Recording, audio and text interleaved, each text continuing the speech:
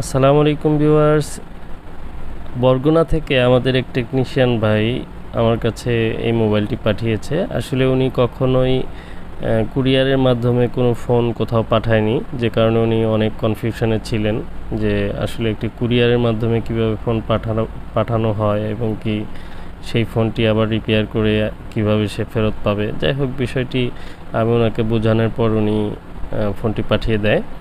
আর Realme C25 এই ফোনটি মূলত পানিতে পড়েছিল এবং কি উনি সার্ভিসিং করার পর ফোনটি এক পর্যায়ে অন হয় এবং পরবর্তীতে আবার ডেড হয়ে যায়।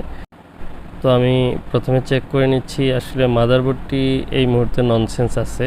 তো মাদারবোর্ডের সিপিইউতে হালকা হিট দেওয়া হয়েছিল এবং কি সিপিইউর পাশে বল বের হয়ে আছে। আমার মনে হচ্ছে সিপিইউতে প্রবলেম। যেহেতু ননসেন্স হয়ে আছে, আমি একটু চার্জিং সেকশনটি ভালোভাবে পরিমাপ করে দেখার চেষ্টা করছি, কিন্তু এখানে কোনো লাইন শর্ট পাচ্ছি না। তো মূলত উনি ফোনটিকে প্রথমত যখন সার্ভিসিং করে নর্মালি, তখন ফোনটি রান হয়। কিছুক্ষণ পর বা কিছু সময় পর ফোনটি ডিসপ্লে ব্ল্যাক হয়ে যায় এবং কি পরবর্তীতে উনি হালকা সোল্ডারিং করেন। তো এই ধরনের ব্ল্যাক পেস্টেড আইসিতে সোল্ডারিং করার ফলে অনেক সময় বলগুলো শর্ট হয়ে যায় এবং বলগুলো বের হয়ে যায়। তো এটিতেও সেরকম কিছুই হয়েছে মনে হচ্ছে।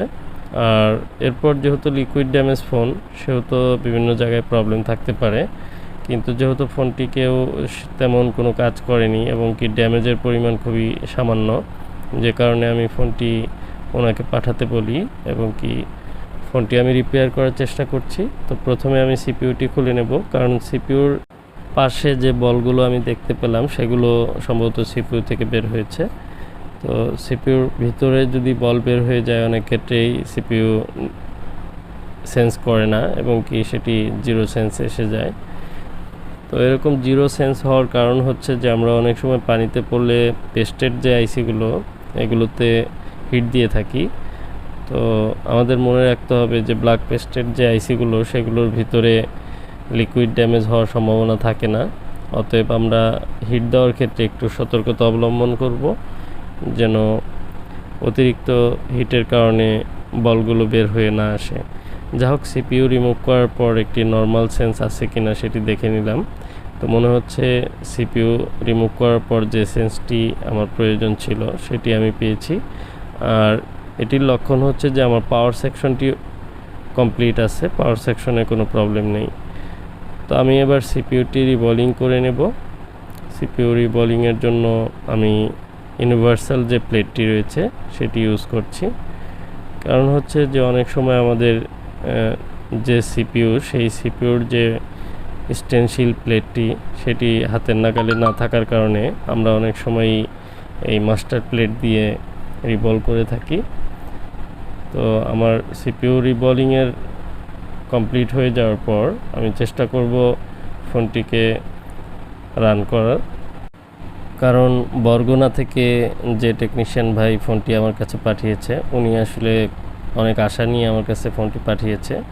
আর ফোনটির কন্ডিশন দেখে মনে হচ্ছে ফোনটি রানিং হওয়ার পসিবিলিটি আছে, বেশ ভালো কন্ডিশনে আছে এবং আমার সিপিইউ রিবলিং হয়ে গেলে আমি একটি রেজাল্ট পাবো আশা করি। তো আপনারা ধৈর্য সহকারে ভিডিওটি সম্পূর্ণ দেখবেন, কারণ একটি কাজ আমরা যখন করি, একটি কাজের বিভিন্ন অংশ থাকে। তো এই কাজটি প্রথমত পানিতে পড়ার পর যখন ফোনটি নর্মালি সার্ভিস করার পর ফোনটি রান হয় এবং কি পরবর্তীতে ফোনটি ডিসপ্লেটি ব্ল্যাক হয়ে যায়। তো এরপর পুনরায় আবার ফোনটিকে একটু রিহট করা হয়, রিহটের ফলে ফোনটি আবার ডেড হয়ে যায়। তো আসলে একটি ফোন যখন ডেড হয়ে যায়, সেটি আমরা কিভাবে রিকভারি করব আর কিভাবে ফোনগুলো স্টেপ বাই স্টেপ কাজ করতে হবে, সেই বিষয়টি আপনাদের সামনে তুলে ধরার চেষ্টা করছি। আর লিকুইড ড্যামেজের মধ্যে এই ফোনটি তেমন কোনো লিকুইড ড্যামেজ নেই।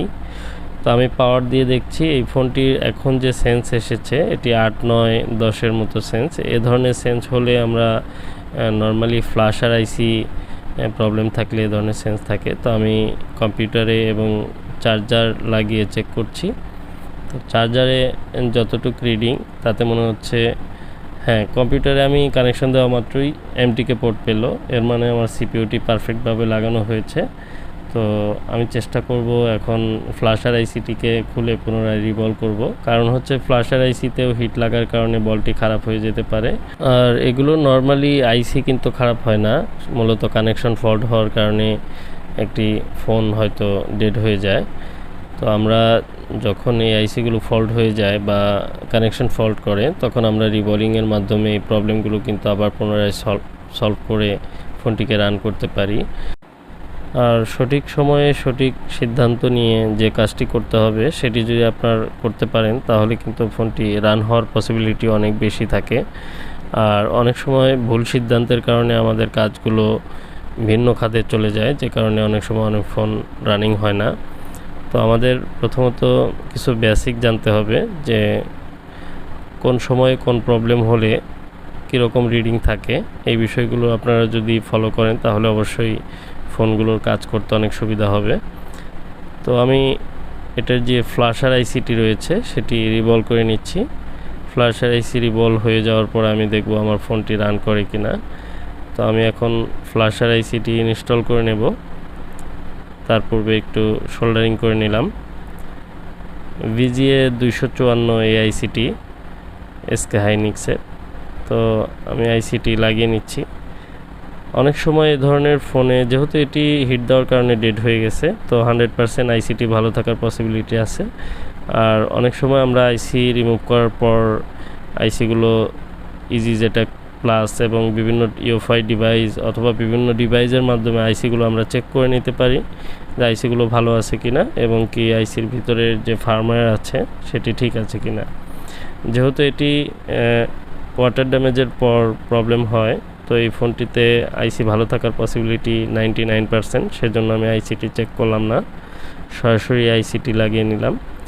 তো এখন আমার সিপিইউ এবং eMMC দুটোই রিভলভ করে লাগানো হলো। সেক্ষেত্রে আমার ফোনটি এখন রান করার পসিবিলিটি অনেক বেশি, যেহেতু আমার পাওয়ার সেকশনের যে রেসপন্স সেটি খুব ভালো। তো আমি ট্রাই করব। তো আমার ফোনটি এখন ভাইব্রেট করলো, আমি দেখছি চার্জার লাগিয়ে দেখছি, কিন্তু আমার ডিসপ্লেতে কোনো কিছু শো করছে না। তো আমি পাওয়ার আইসির যে সেকশনটি রয়েছে সেটি ওপেন করে নেব, শেলটি। কারণ হচ্ছে যে এই পাওয়ার আইসির এখানে ডিসপ্লের যে একটি গ্রাফিক্স আইসি রয়েছে, এই যে ছোট্ট একটি আইসি, এখানে ডিসপ্লের মাইনাস এবং প্লাস ভোল্টেজ যে ভিএসপি ভিএসএন ভোল্টেজগুলো থাকে সেগুলো যদি সঠিকভাবে না আসে সেক্ষেত্রে কিন্তু আমি গ্রাফিক্স পাবো না। তো যেহেতু লাইট নেই এবং কি কোনো গ্রাফিক্স নেই, আর গ্রাফিক্স ছাড়া লাইট থাকে না, সেক্ষেত্রে এ ধরনের ফোনগুলোতে আমাদের প্রথমত গ্রাফিক্স নিয়ে আসতে হবে, এরপর যে লাইট ফল্ট করে লাইটের কাজ করতে হবে। তো এখন আমি গ্রাফিক্স আইসিটি রিপ্লেস করে নেব, যেহেতু liquid damage phone, graphics ICT অনেক সময় খারাপ হয়ে যেতে পারে। তো আমি অন্য একটি গ্রাফিক্স আইসি ইনস্টল করে নিচ্ছি। আর এটির যদিও একটু ভিন্ন কালার দেখতে পাচ্ছেন, কিন্তু আইসিটি একই, তো আশা করি আইসিটি কাজ করবে। তো আমার গ্রাফিক্স আইসিটি লাগানো হয়ে গেল। এবার আমি একটু ওয়াশ করে এরপর চেক করব। তো আশা করি আমার ফোনটি কমপ্লিট হয়ে যাবে। যেহেতু ফোনটি ভাইব্রেট করছে এবং কি রান করছে, তো ডেড মোড রিকভারি হয়ে গেছে। এখন আমার ডিসপ্লে লাইট লেখা এগুলো আসলেই আমার ফোনটি কমপ্লিট। তো আমি একটু পাওয়ার দিয়ে এখন চেক করে নেব।